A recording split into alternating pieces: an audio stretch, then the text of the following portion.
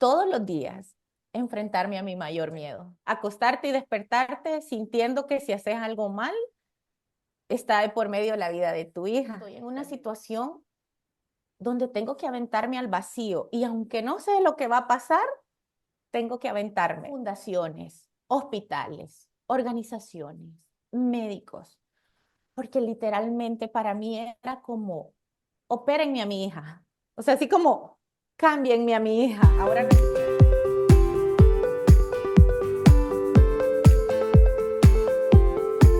Este episodio va dedicado al Treacher Collins. Es una afectación genética caracterizada por malformaciones craneofaciales, tales como la ausencia del hueso cigomático. Su causa es una mutación de un gen del cromosoma 5 y puede ser de forma espontánea o por la transmisión hereditaria del gen defectuoso, que impide la correcta formación de los huesos del cráneo, los pómulos y la mandíbula. Hola, bienvenidos a este subpodcast El amor no tiene forma. Este es el primer video y podcast que hacemos y es un honor para mí estar aquí. Y es muy especial este capítulo porque no lo hago sola.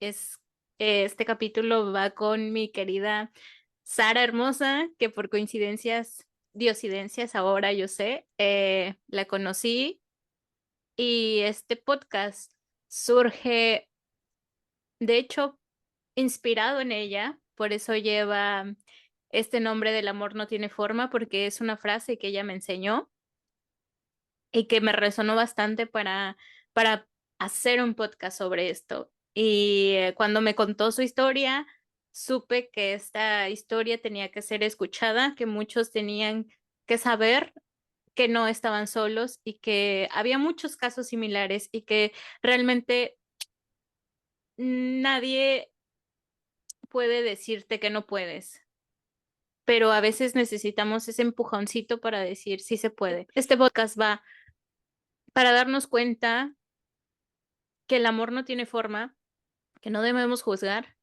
y que debemos de ver este mundo de una forma diferente, con más compasión, con más empatía y que estos niños hermosos que vienen con unos rasgos diferentes, por así llamarlos, nos enseñan mucho más de lo que nosotros podríamos imaginarnos. Y nada, ahora le doy mi palabra a mi hermosa Sarita, hermosa Samayoa.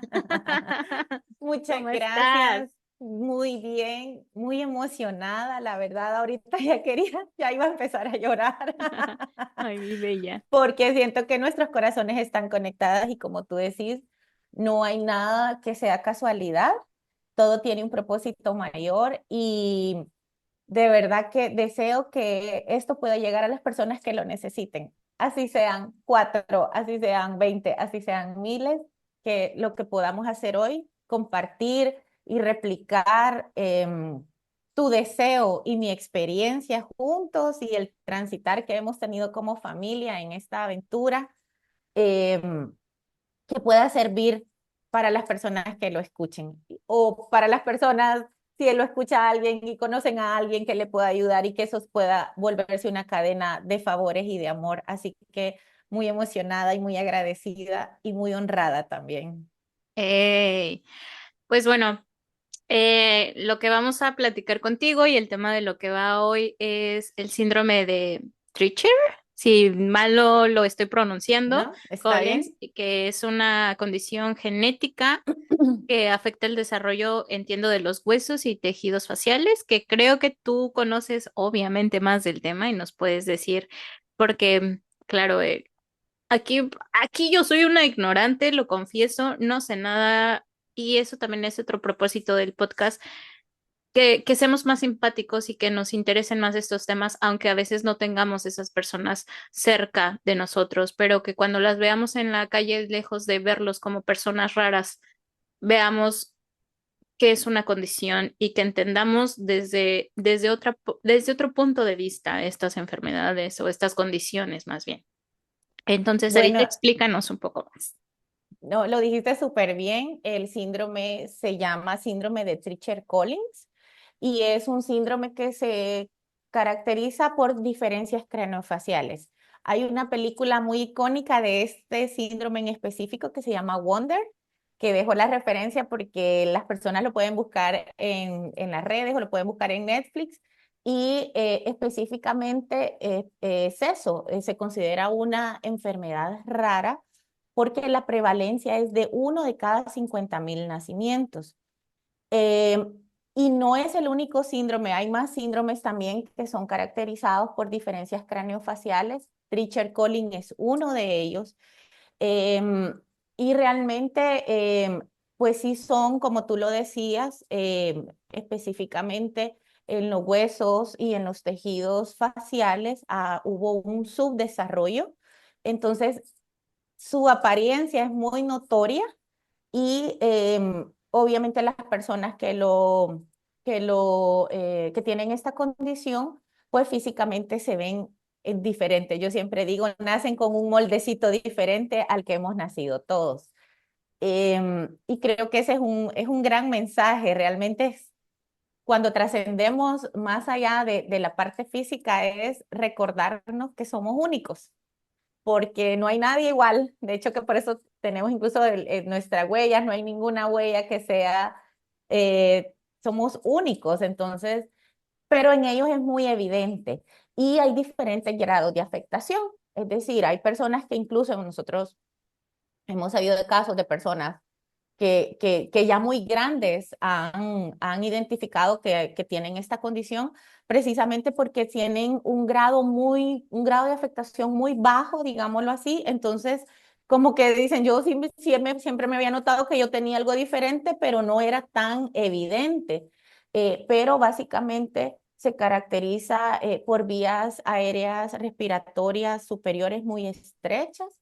Entonces, en algunos de estos casos, por ejemplo, los niños desde que nacen o a corta edad necesitan, por ejemplo, una segunda vía de respiración y se les tiene que realizar una traqueostomía. Eso también, al tener la vía aérea muy estrecha, también afecta, por ejemplo, el proceso de deglución. Entonces, en muchos casos necesitan también gastrostomía.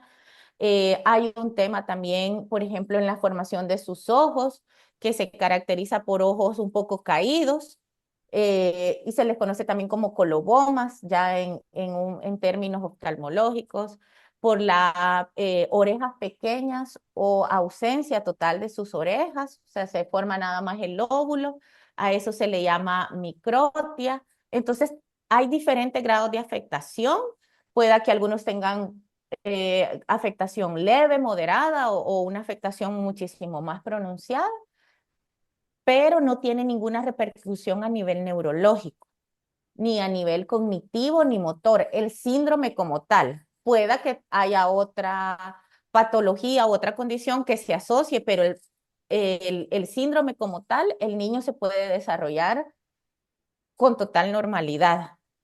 Obviamente dependiendo de las circunstancias y de las características específicas del niño. Por ejemplo, si tuvo necesidad de hacerse una traqueostomía, pues entonces va a requerir los cuidados propios de una traqueostomía, pero de manera muy general son niños muy inteligentes que pueden, digamos, desarrollarse mm, como cualquiera de nosotros en la parte social, en la parte académica, laboralmente. Así que necesitan por lo general también ayudas auditivas, porque al no formarse, al no desarrollarse al 100% sus conductos auditivos, pues la mayoría necesita también utilizar un aparato auditivo auxiliar que les ayuda obviamente a poder incorporarse de una mejor manera a la sociedad. Así que es parte de lo que les puedo comentar del síndrome y cada vez también digamos, se va formando esta cultura de que haya más información, porque al ser enfermedades tan raras, eh,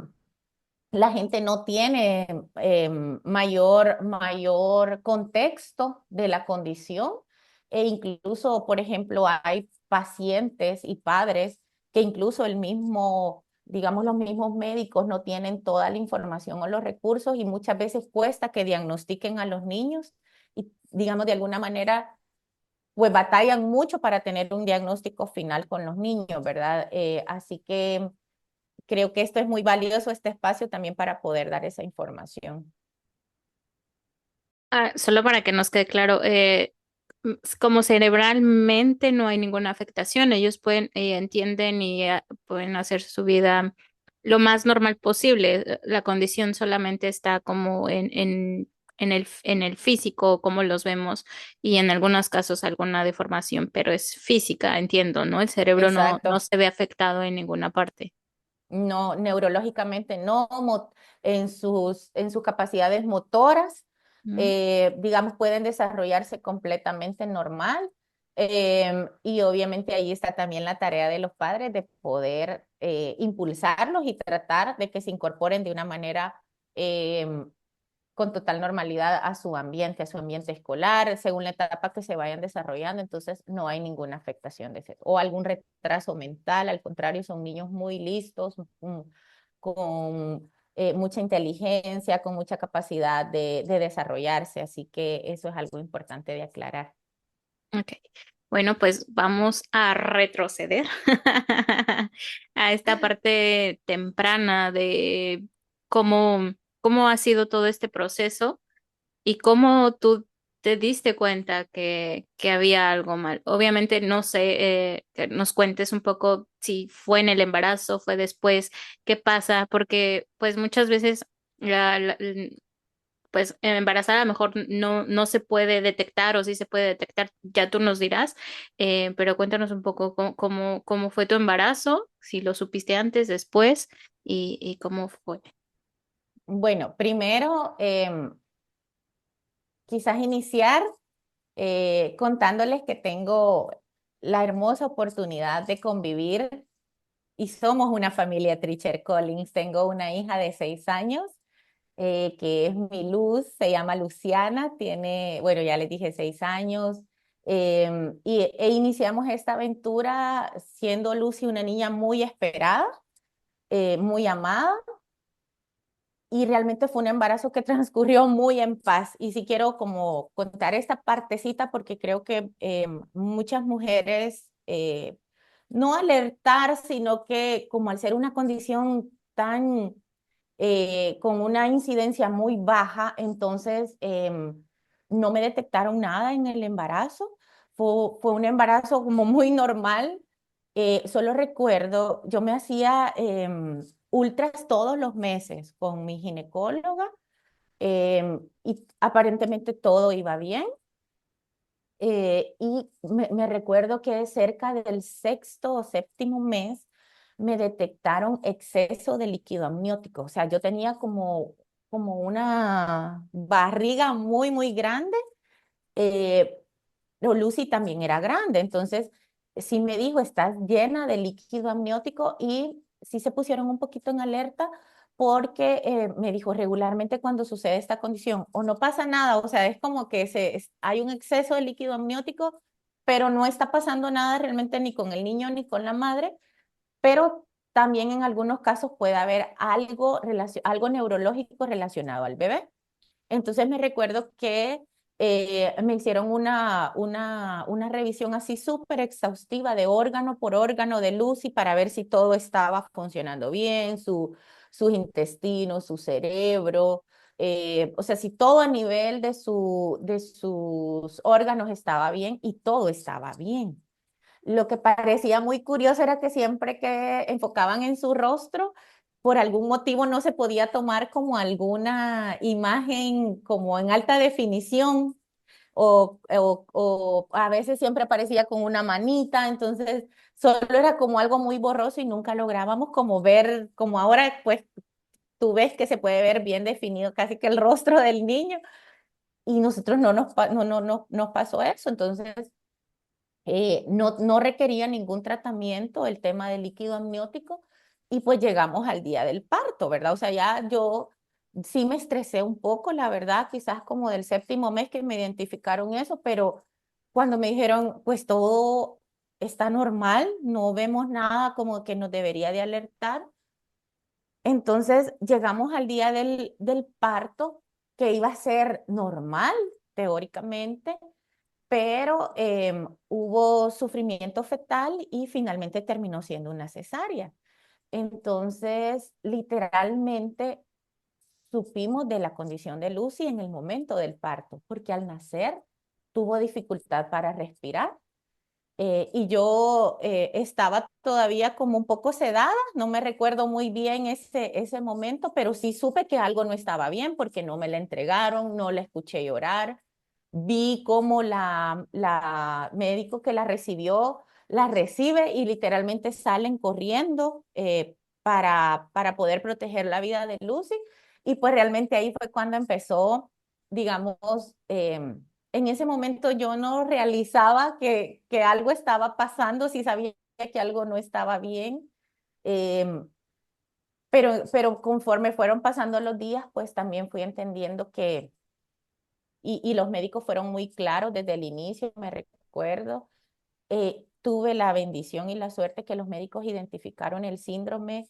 La neonatóloga que la recibió fue cuestión de minutos para que casi pudiera dar el diagnóstico de Lucy, aparte porque Lucy también tiene un grado de afectación del síndrome bastante pronunciado, entonces físicamente se podía ver que era diferente.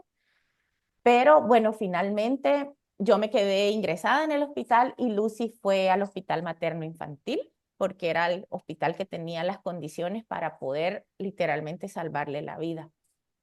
Entonces, ese fue un poco nuestro proceso. Yo me identifico mucho con esta película Wonder, porque yo siempre digo, así literalmente como pasa en la película, no se las quiero adelantar, pero literalmente como pasa en la película también fue parte de lo que nos pasó a nosotros. Fue en ese momento mi esposo, gracias a Dios, quien tuvo que correr para movilizarla de un hospital al otro. Fue como todo ese momento de caos y de shock. Fue muy duro para mí estar en la sala de recuperación y saber que mi bebé no estaba ya ahí en ese hospital. Entonces, ha sido también parte de todas esas experiencias que hemos vivido. Fue muy duro también estar ingresada en el hospital y que no me llevaran a mi bebé, porque mi bebé estaba ingresada en el otro hospital. No sabíamos, la esperanza de vida en ese momento era muy incierta y con muy mal pronóstico. Entonces, pero creo que ha sido parte de un crecimiento y un caminar perfecto que hemos tenido. Eh, Ahora lo entiendo. En ese momento creo que yo estaba, pero no estaba.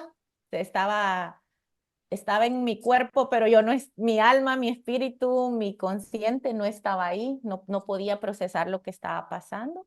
Eh, entonces, ese fue nuestro inicio y así fue como nos dimos cuenta. Ok, solo quiero saber lo del líquido. En qué parte del trimestre te notaron que había un exceso? Tuvo que ser a finales del tercer trimestre, del segundo trimestre, inicio del tercero, porque yo me Ok. recuerdo que fue entre el sexto, séptimo mes. Ahí es cuando se produce este exceso Sí, de líquido y se dan sí, cuenta. exacto, ujú, Ok. exacto. Y cuando tú te das, o sea, obviamente ya sé que es alarmante cuando no te dan a tu bebé y no la escuchas llorar. ¿En qué momento supiste que había nacido con esta otra apariencia, Condición, esta sí. condición? Yo me recuerdo que eso fue un momento como muy de choque. Todavía ahora que lo pienso, creo que tal vez pudo haber sido de otra manera, pero también la vida por algo permitió que fuera así. Yo me recuerdo que cuando sacaron a Lucy, literalmente te digo que la sacaron y la llevaron.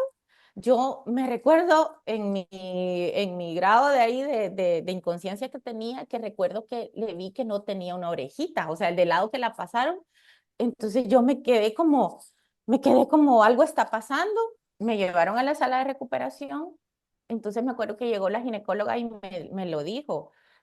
Parece que algo, todo fue tan rápido, sí me dijo, como parece que hay algo con la formación de las orejitas, pero están tratando de hacer el mejor diagnóstico y bueno, te digo que entre la anestesia y el shock de lo que estaba pasando, pues yo tampoco podía como tener claridad, ¿verdad? Pero sí recuerdo que al día siguiente, en el transcurso del día, llegó la pediatra neonatóloga que la recibió, que hemos sido bendecidísimos de tenerla a ella. Ya tenían el diagnóstico y me recuerdo que literal llegó y fue así, directa, me enseñó una foto y de una foto buscó una foto de un niño con Treacher Collins y me enseñó la foto del niño y me dijo, este es el diagnóstico de Lucy, este es el síndrome, em, y ya me explicó en las condiciones que estaba en el hospital materno-infantil donde se encontraba Lucy. Entonces, para mí fue como, no, o sea, no entendía, me recuerdo muy bien la foto del niño que me enseñó, con un grado de afectación también bastante pronunciado. Y simplemente para mí era como que estaba viviendo una película, o sea, era como realmente esto está sucediendo. Em, y ahí yo creo que sí, realmente no me, o sea, estaba en mi proceso de recuperación de la cesárea, no, ni siquiera tenía mi teléfono a la mano como para ponerme a buscar de qué trataba el síndrome, a mí solo se me quedó grabada la foto que que la doctora em, de manera muy directa me la mostró y me explicó. Entonces, no busqué más información. Yo estuve ahí ingresada 3 días, Luz estuvo ingresada casi 40 días en el hospital. Entonces fue así como se fue como desarrollando el proceso. Mi esposo en esos 3 días que yo estuve ingresada iba y venía entre mi hospital y el hospital de Lucy. Y, y yo recuerdo que tuve como episodios de taquicardia, o sea, todo el mundo me decía, ¿estás bien? Y yo creo que esto lo comparto porque también a mí me tocó el síndrome de Treacher-Collins, pero sé que hay muchas familias y muchas madres que pasan por este proceso de que no pueden tener a sus hijos al momento de nacer por diferentes condiciones.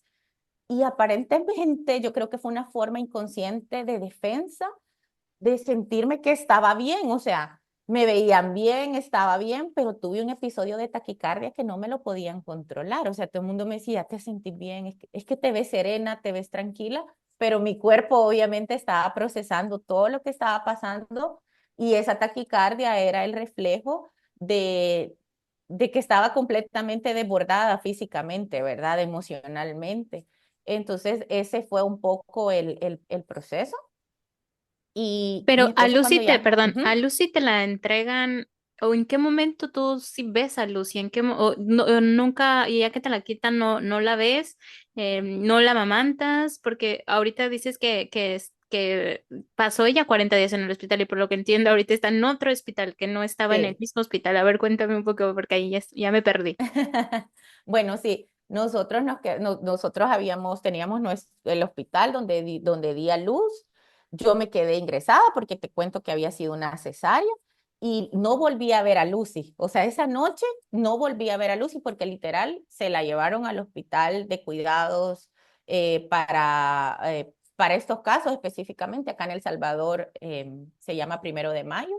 Entonces, O Lucy sea, se fue solo a ves la ese orejita y es hospital. lo único que ves de tu bebé. Sí, solo veo como cuando la pasan, Ok, cuando ok, la sacan, ok. cuando la sacaron y la llevaron como a la otra, como cunita móvil, y solo vi como que tuve esa impresión que no le vi su orejita bien formada, o sea, vi su cuerpo, vi que era larguita, pero ya no me la volvieron a llevar. O sea, y los 3 días que tuve, yo me quedé en un hospital, ella la trasladaron a otro hospital. Yo salí al tercer día del hospital, mi esposo iba y venía entre los dos hospitales y un poco sabía de cómo estaba por lo que mi esposo me contaba, ¿verdad? O sea, fue un tema de emergencia, o sea, hubo que intubarla para que pudiera respirar, se trasladó intubada hacia el otro hospital y literalmente fue para poder estabilizarla. Entonces, pero tenía mucha dificultad respiratoria. Eh, yo salgo al tercer día y pues desde el tercer día yo no tuve nada de reposo de mi cirugía porque ya el tercer día literalmente estábamos con mi esposo en el hospital haciendo la visita para conocer a Lucy. Y sí recuerdo que fue muy impactante porque para ese día, para el tercer o cuarto día, a Luciana ya le habían realizado su traqueostomía.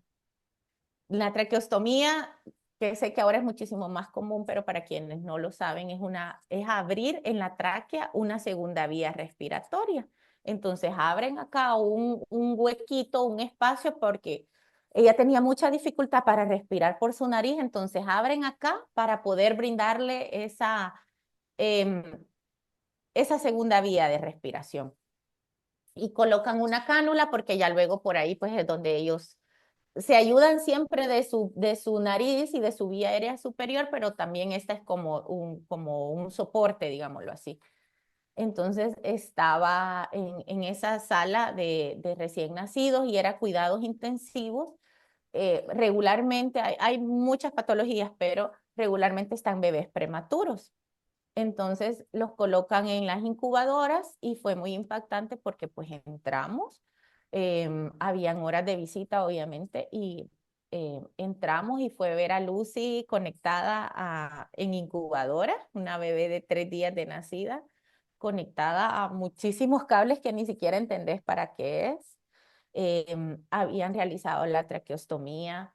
em, de emergencia porque ya no la podían intubar, entonces si no era literalmente pues no iba a vivir porque su vía respiratoria no daba, no funcionaba como tenía que ser. Eh, pues ella no era chiquita, los demás niños que estaban en la sala eran niños prematuros, pequeñitos, y Lucy tenía un tamaño normal, pero estaba ahí en una incubadora. Y pues así se desarrolló Lucy estuvo 38 días en los que no dejamos de ir a verla ninguno de los días. Era muy inquieta en la incubadora, la colocaban en un lado y ella cuando menos sentía ya estaba topando sus pies en la parte de abajo de la incubadora. Nosotros regresábamos a casa. Bueno, yo estaba en mi maternidad, pero mi esposo sí siguió trabajando.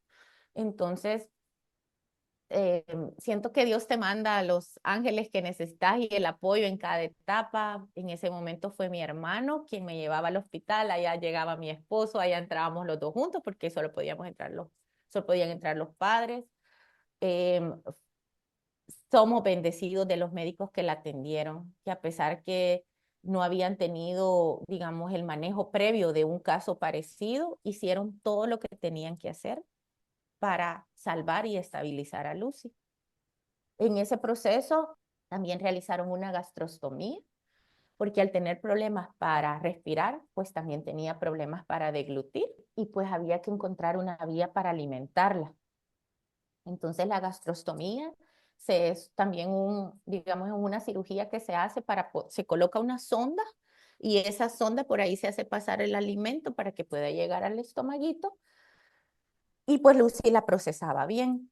Entonces, a tu pregunta, fueron 15 días, o sea, en el lapso de 15 días de Lucy tenía su traqueostomía como a su tercer día y antes de los 15 días tenía una gastrostomía puesta también. Wow, Eh, qué sí, valiente niña. sí, ella es una guerrera, es una guerrera nata y pasó por todo eso, pasamos por todo eso. Em, a los 15 días nos dieron solo a veces nos daban como el permiso de poder meter la mano. Las incubadoras tienen unos orificios que regularmente es por donde trabajan los médicos o las enfermeras para no estar manipulando mucho al bebé. A los 15 días, no, durante los primeros días nos daban así por ratitos la posibilidad de tocarle sus manitas y a los 15 días nos permitieron chinearla, cargarla por primera vez. Eh, entonces fue todo ese proceso que no fue fácil, pero llegas a un momento donde ya no necesitas explicaciones y solo sobrellevar las cosas de la mejor manera posible, ¿verdad? Y luego, bueno, hubieron un par de emergencias, por ejemplo, Lucy tuvo una perforación de pulmón en medio de en medio de ese tiempo, tuvo otra complicación también a nivel gástrico, pero finalmente todo se fue superando. Como te digo, tuvimos un equipo de médicos que hizo todo lo que estaba a su alcance en medio de una condición que no habían manejado y una condición rara, eh, pero hicieron todo y finalmente a los 38 días pues nos la entregaron, ¿verdad? Porque ella estaba, digamos, bastante estable. Y a tu pregunta de que si le pude dar de amamantar o no, amamantar no pude, pues porque ella estaba en el hospital pero sí pude sacarme mi lechita y luego se la llevaba al hospital para que ellos se la pasaran. O sea, en lugar de que le pasaran fórmula, le pasaban mi lechita. Entonces, sí, digamos, sí por lo menos pudo tener todas esas defensas y todos los nutrientes que van sobre todo en los primeros días de la lactancia materna. Y luego también yo creo que por tanto estrés, yo no tuve reposo, pasaba todo el día en la calle esperando las horas de visita para poder verla. Entonces creo que como a las 3 semanas se me secó ya no pude extraerme más leche, pero al menos sí, eso yo me siento como siempre muy satisfecha que pudo recibir su primer lechita, ¿verdad? Em, y ya cuando los médicos la empezaron a ver como que ella ya estaba más fortalecida, ya estaba más estable, pues nos empezaron a preparar también para los cuidados que debíamos de tener en casa, porque ya nos dijeron, bueno, nosotros creemos que ya no va a pasar tanto tiempo acá, entonces tienen que ir preparando también para cómo va a ser la rutina de ustedes del cuidado en casa. Así que es un poco lo que tú, pues quizás me extendí un poquito más de lo que Ah, me está. preguntaste, pero es un poco el proceso, cómo lo pasamos. Y ahí, ¿cómo sentiste? ¿Cómo para ti fue esa parte de, ok, ya no va a estar con los médicos ahora? ¿Cómo es enfrentarse a ese desafío de ser padres, de una niña, si bien bien fuerte, bendecida, pero con una condición? Diferente. Bueno, primero quiero decirte que Lucy ha sido mi maestra de vida. Yo siento que cuando Lucy nació, hoy que veo hacia atrás, también yo volví a nacer. Una nueva yo también nació. Em, Obviamente que en ese momento no lo podía procesar así. Estaba completamente llena de miedo, completamente llena de miedo. Yo me recuerdo el primer día que me dijeron, bueno, mamá, ya va a venir, pero ya va a venir a aprender cómo la bañamos. En ese momento aspirábamos la traqueostomía, entonces va a venir a aprender cómo la aspiramos para sacar las secreciones que se generan, porque nosotros las generamos acá en nuestra nariz, pero pues Lucy la generaba acá en su traqueostomía. Entonces, recuerdo ir en el carro y lo quiero contar porque creo que eso le puede servir a muchos de los padres que pasan por situaciones similares. Y recuerdo ir en el carro con mi esposo y decirle, ¿cómo lo vamos a hacer? O sea, yo le dije, creo que fue un momento como de muchísima vulnerabilidad de mi parte y decirle, ¿cómo lo vamos a hacer? O sea, ¿cómo nos la vamos a llevar a casa? ¿Cómo vamos a cuidarla? ¿Cómo nos vamos a organizar? El terrible miedo de hacer algo mal en la casa y que eso pusiera en peligro la vida de Lucy. Entonces, a veces uno solo necesita una frase y eso es lo único que necesitas. Ni siquiera cambias el chip, el miedo lo seguís sintiendo, pero es de lo que te agarras en ese momento para decir, no sé cómo va a ser, pero lo voy a hacer. Me acuerdo que mi esposo me dijo, amor, tenemos que empoderarnos, pero me lo dijo con una fuerza y con una seguridad como que yo sentí como que me dieron una cachetada y dije, sí, o sea, estoy en una situación donde no puedo huir porque no la puedo dejar eternamente en el hospital, estoy en una situación donde tengo que responsabilizarme y estoy en una situación donde tengo que aventarme al vacío y aunque no sé lo que va a pasar, tengo que aventarme. Y y que en medio de esa caída mi miedo me va a acompañar, pero me voy a aventar. Entonces, esa fue la única frase que me dijo, tenemos que empoderarnos. Y entré al hospital con todo y los miedos. Eh, Creo que en ese proceso de las enfermeras me acompañaban y hubo otra cosa muy importante. La cirujano plástico de Lucy, que en ese momento ya había tenido conocimiento del caso de Luciana y teníamos como una cercanía un poco personal porque yo ya la conocía anteriormente a ella. Cuando yo le llamé, me acuerdo, y le dije, doctora, dentro de una semana me van a entregar a Lucy y tengo miedo, o sea, no sé qué voy a hacer. y me dijo, Sarita, no va a haber mejor cuidadora para su hija que usted. Quiero que se grabe eso. O sea, me dijo, quiero que se grabe eso. No va a haber mejor cuidadora para su hija que usted. Entonces, eso, sumado con lo que mi esposo me dijo, fue como que el momento donde dije, ah, hay que hacerlo, hay que hacerlo. Em, y me recuerdo que ella me dijo, en el hospital hay más niños y aunque las enfermeras tengan todo el amor y la intención, pues tienen que cuidar a más niños. Y no solamente cuidan a Lucy, en su casa solo va a estar Lucy y usted va a poder dedicarle todo el tiempo, su energía, su atención para ella y usted va a aprender y lo va a lograr y van a salir adelante. Entonces, sumadas esas dos cosas, me hicieron enfrentar esa parte donde temblaba tanto y donde dudé tanto de si realmente íbamos a poder o no. Y finalmente, pues lo hicimos, la trajimos a casa. Y me acuerdo que ese día yo iba como preparada para otro día más de cuido, de bañarla, de cambiarla. Cuando nos dijeron, pues hoy se van a casa, le llamé a mi esposo para que se regresara y pues que había que hacer todo el papeleo para poder sacar a Lucy del hospital. Y también tuvimos la enorme bendición que nos hicimos, Dios nos pone siempre amigos, gente linda, eh, de un grupo de enfermeras del hospital que luego nos ayudaron como en esa transición a casa. Antes de que Lucy viniera, ellas no, las trajimos a casa para que vieran pues cómo teníamos organizado el cuarto, teníamos un aspirador, teníamos como todo lo que íbamos a necesitar para Lucy, pero nosotros sí necesitábamos que ellos vieran si todo estaba bien organizado. Y en los primeros días que Lucy estuvo aquí, como la primera semana, pues también tuvimos el apoyo como por turnos de ellas, donde donde básicamente yo lo que quería era que vieran si yo estaba haciendo bien las cosas. Entonces, fue un poco así como transcurrió.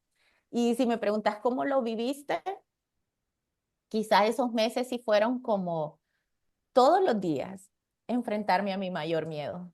O sea, acostarte y despertarte sintiendo que si haces algo mal, está de por medio la vida de tu hija. O sea, de ti depende de los cuidados que hagas. En el hospital luego nos contaron que pensaban que a las 24 horas íbamos a regresar y decirles, tuvimos esta emergencia o ayúdenme con esto. No pasó, no pasó y poco a poco fuimos como haciéndonos de una rutina, entendiendo cómo hacerle mejor todos sus cuidados. Luego nos derivaron hacia otro hospital y que es el Hospital Infantil de El Salvador. Entonces, obtuvimos otros recursos para todavía mejorar los cuidados y hacerlos como más cómodos para Lucy. Y ha sido eso, o sea, ha sido un paso a la vez, un paso a la vez, ir mejorando, mejorando el procedimiento, mejorando la técnica, entendiendo mejor.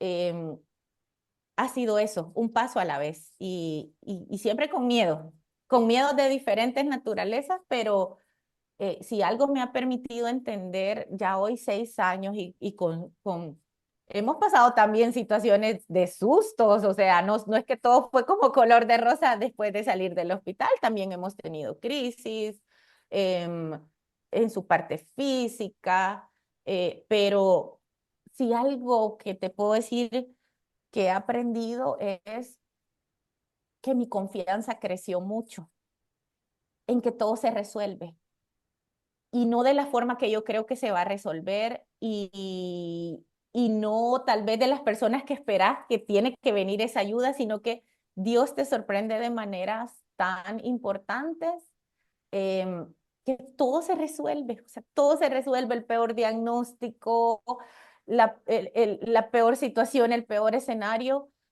todo se va a resolver. Entonces, creo que esa es de las grandes lecciones que hemos aprendido, entre muchísimas, pero a tener ese grado de confianza de tampoco todo es tan determinante y es tan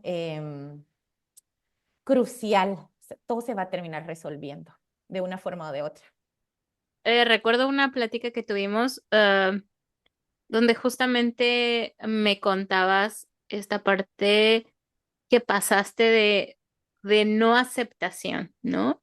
De esta parte del por qué o qué o y cómo pasaste de esa negación o de ese sentimiento de por qué a mí o por qué esto, a verlo de esta forma que ahorita tan maravillosa lo estás diciendo, pero ¿cómo fue esa transición? Porque creo que también muchos padres a veces pasan por esta parte, ¿no? Es como ¿por qué a mí? ¿O qué hice mal? O a veces culparte, o a veces culpar a Dios, o a veces no entender por qué la situación, ¿no? Cuéntame un poco de para ti cómo fue esa parte de verlo de forma negativa o como ahorita lo estás viendo, ¿no?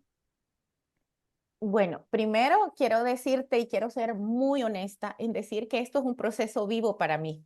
O sea, el proceso de Lucy sé que es una de mis grandes experiencias de vida y de mi crecimiento personal, espiritual, emocional, que Lucy me hace el favor de acompañarme en este proceso, a mí, a mi esposo, a mi familia y a todas las personas que de alguna manera Lucy viene a tocar con su misión de vida, pero es un proceso que es dinámico. No te puedo decir, eh, estaba así al día uno y ahora ya estoy aquí y ya superé todo, porque Lucy va cambiando, Lucy va creciendo y a medida que va creciendo también vamos enfrentándonos a desafíos diferentes, donde es como que vuelvo a pasar otra vez esa fase de aprendizaje y decir, ya pasamos esta edad donde estaba tan en riesgo su vida y no sabía qué hacer al reto, por ejemplo, de cuando inició el kinder, la parte escolar, o sea, entonces son diferentes retos, pero, y sé que así va a ser, también pienso cómo va a ser su adolescencia, cómo va a ser su adultez,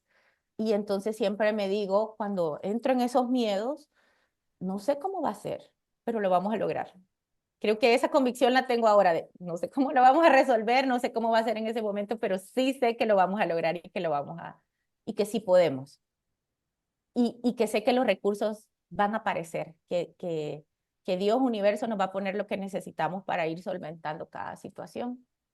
Entonces, ahora lo entiendo como un duelo. Siento que en ese momento que te cuento que estaba como que todo el mundo me decía, estás serena, estás bien. Yo creo que yo ahí estaba en el limbo, literalmente, cuando tú no entendés qué está pasando. Y obviamente es un duelo. Y me encanta el nombre de tu podcast y lo conversábamos antes también, porque creo que nosotros para todo en la vida, nosotros tenemos una forma específica de cómo queremos que se desarrolle o que sea el proceso de algo. O sea, es decir, cuando tú empezás tu vida ya adulta, de que trabajas, te casás, también te imaginas cómo va a ser tu vida familiar, cómo va a ser cuando ya tengas nietos, cómo va a ser cuando llegues a la jubilación. O sea, uno tiene tan cuadriculado todo en su mente de cómo debería de suceder la vida, que creo que el amor no tiene forma, va más allá. Y yo te lo decía, para mí es muy literal, el amor no tiene forma, porque Lucy vino con un moldecito muy único y muy diferente al, al resto de la mayoría de seres humanos. Pero en general, creo que quitar esas expectativas de cómo debería de ser mi carrera profesional, cómo debería de ser, a qué edad tengo que estar casada, eh, cómo me deben de amar, si me aman de esta forma, si me aman, si no me aman de esta forma, no me aman. Como tenemos todo esto tan cuadrado en nuestra mente, que creo que Lucy vino a mí para quitarme todos esos cuadrados que yo tenía y que la vida debería de ser así. Pero finalmente es un duelo porque yo tenía esta idea de cómo tenía que ser mi vida. Y ella vino a decirme, no va a ser cuadrado, mami, puede ser en triángulo, puede ser redondo, puede ser rectangular, puede ser de múltiples formas. Va a ser diferente, pero siempre va a ser.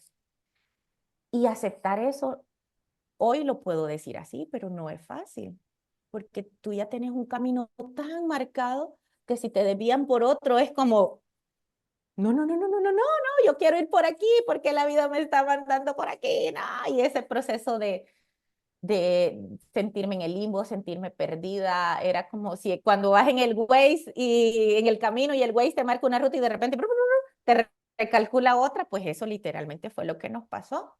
Entonces, sentirme perdida inicialmente, luego entrar en la negación como de, ¿qué está pasando? ¿Cómo lo vamos a resolver? Y luego entrar en el enojo. Yo me recuerdo que yo tuve una pregunta muy marcada en mí, era, ¿pero por qué? ¿Pero por qué? ¿Pero por qué? ¿Por qué a nosotros? ¿Por qué si fue una niña deseada?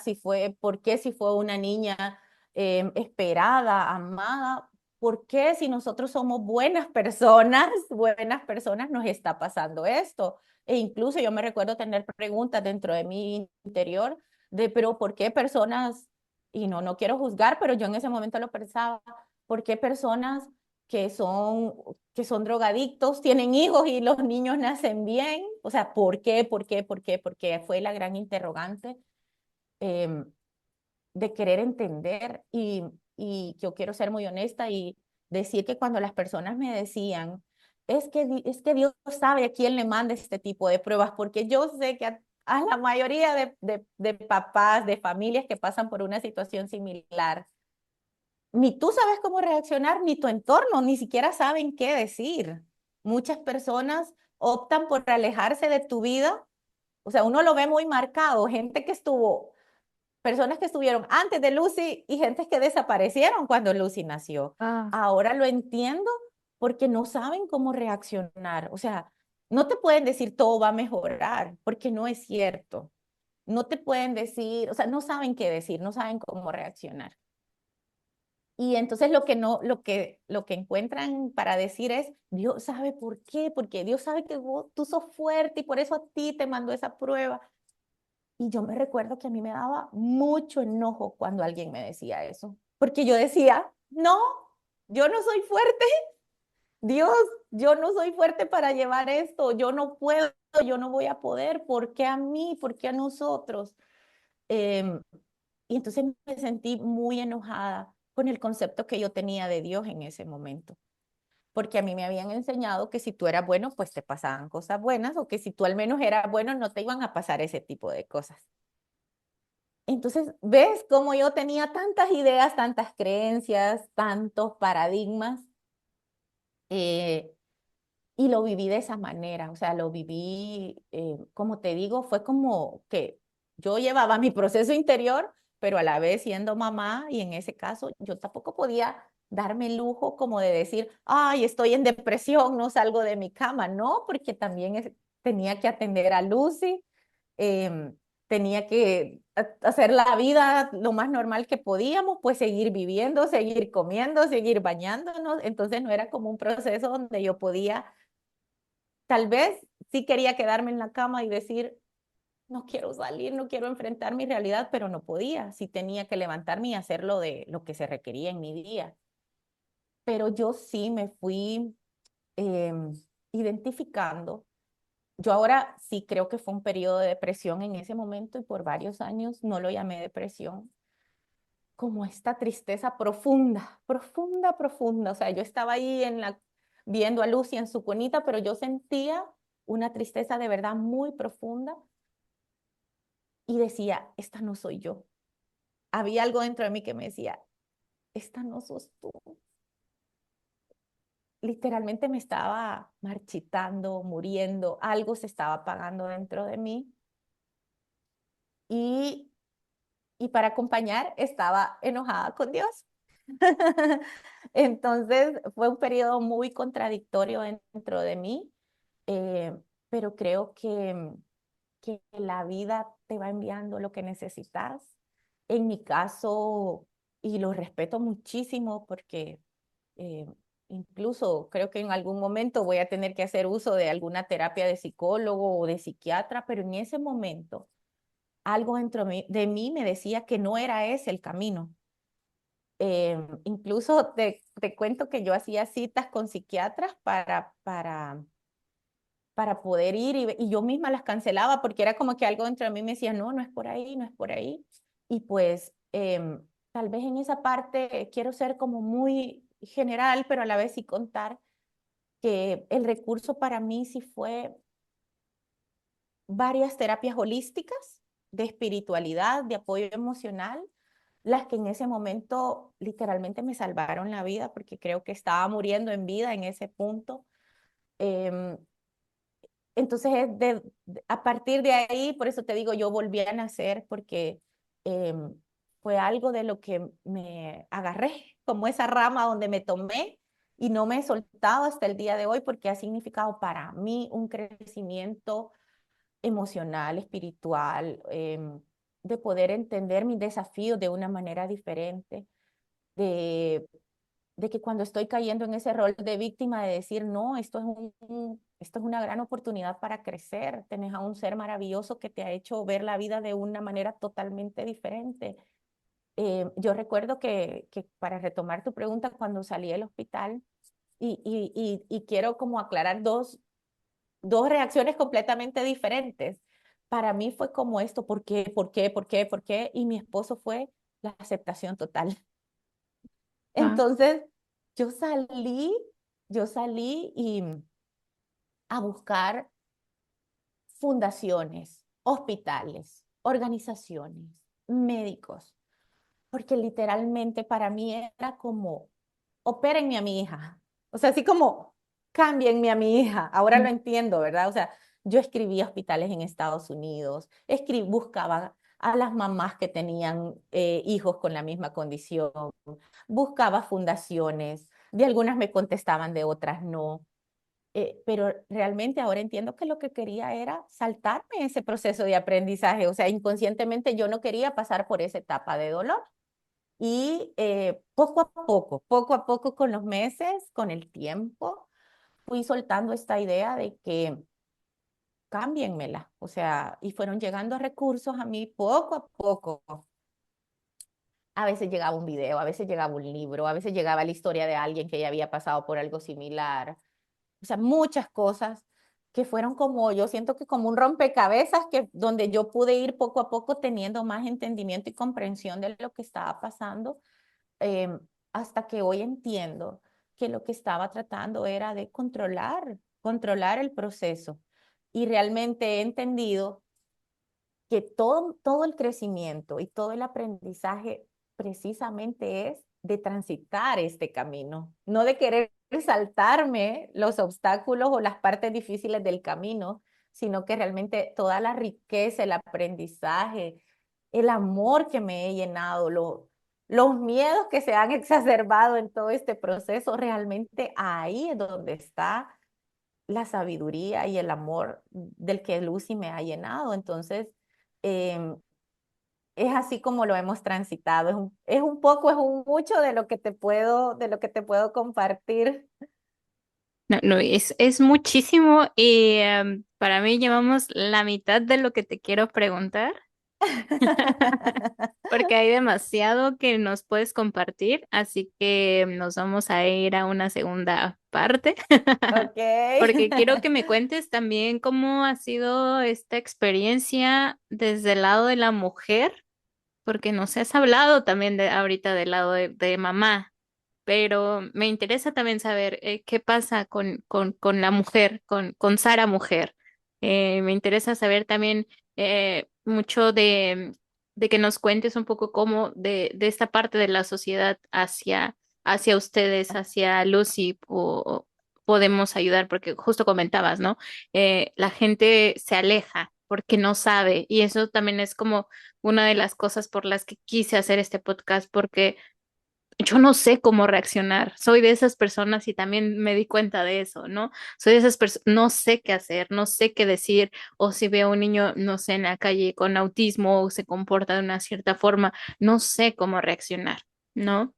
Y creo que también esta sociedad se trata de ser más empáticos y de que aprendamos a convivir nosotros, ¿no? Entonces, me gustaría hacerte todavía más preguntas, así que nos vamos a una segunda parte. Esta fue el primer episodio, así que vamos a continuar con un segundo episodio con Sara. Así que, pues nada, si les gustó este podcast, denle un like. compártanlo y ya van a ver de qué se va tratando. Entonces, bueno, la segunda parte va a ser con Sara y pues síganos y si quieren también compartirnos sus experiencias, si quieren también ser parte de este podcast, pueden mandarnos un correo o mandarnos un mensaje a través de redes sociales y pues nada, aquí seremos de ayuda y de servicio. Y que el amor Muchas se multiplique. gracias. Nos vemos en el siguiente.